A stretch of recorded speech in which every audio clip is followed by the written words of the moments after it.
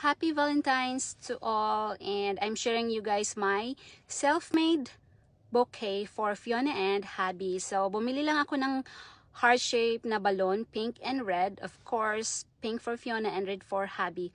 And for Fiona, I give her chocolates.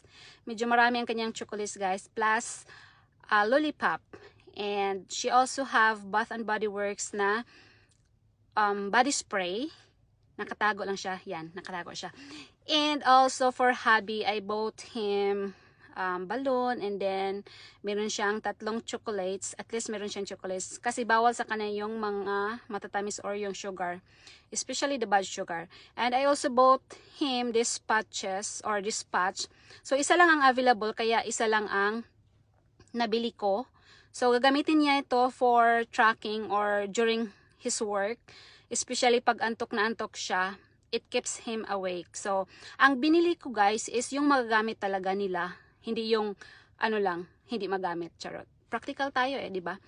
And, hindi naman ito mamahalin, but this is heartily given from me. Especially, I made an A for it. Charot.